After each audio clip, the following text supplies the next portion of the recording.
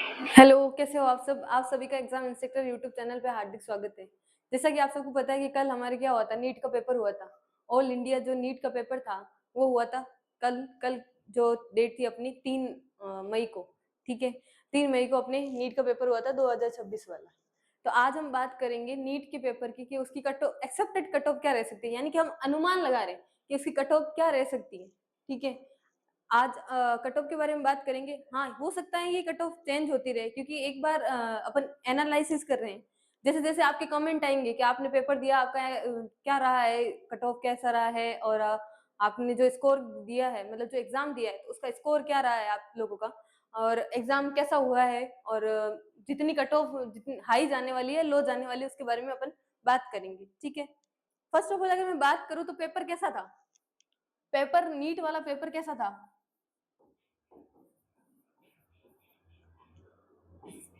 Paper कैसा था? Moderate था या फिर टफ था या फिर लो था? अगर पेपर की कंपैरिजन की बात करें, 2026 का सॉरी 2025 का पेपर था। 2025 के पेपर को अगर मान के चले तो 2025 का पेपर क्या था? टफ था। टफ पेपर था, यानी कि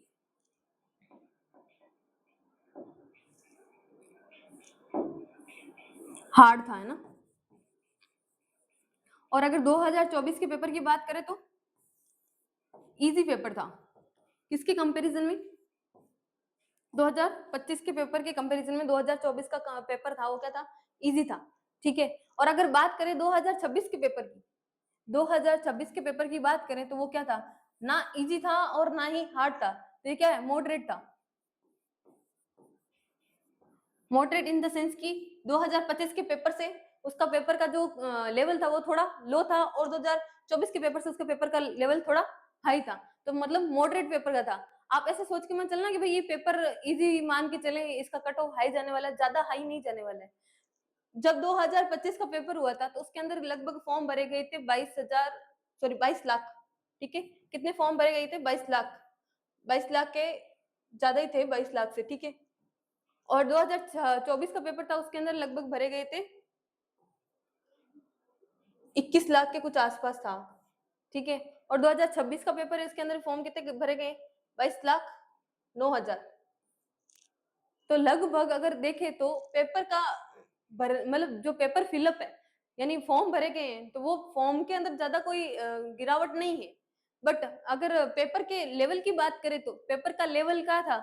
थोड़ा थोड़ा मॉडरेट था, यानी कि 2026 वाला पेपर कैसा था? मॉडरेट था। अब बात करते हैं अपन इसके कट ऑफ की।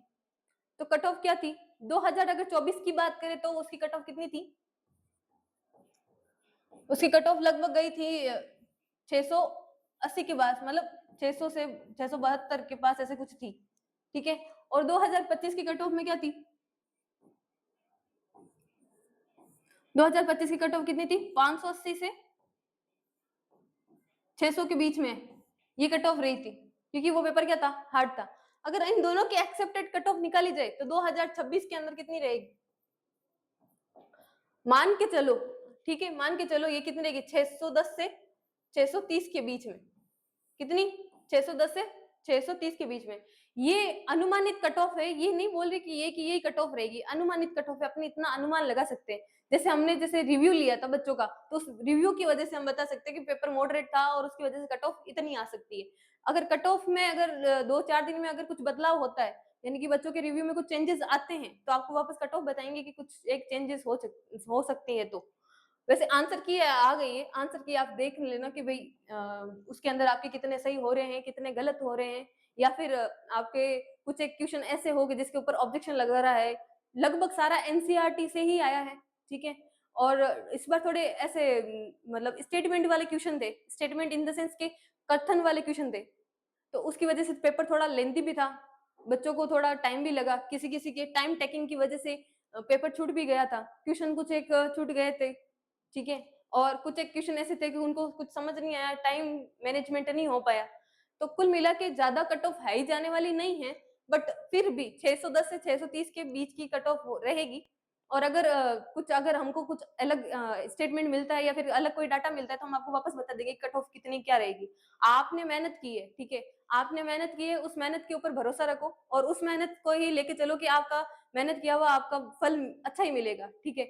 और अगर कोई क्वेरी वगैरह हो तो आप मुझे बता सकते हैं। Okay, thank you so much.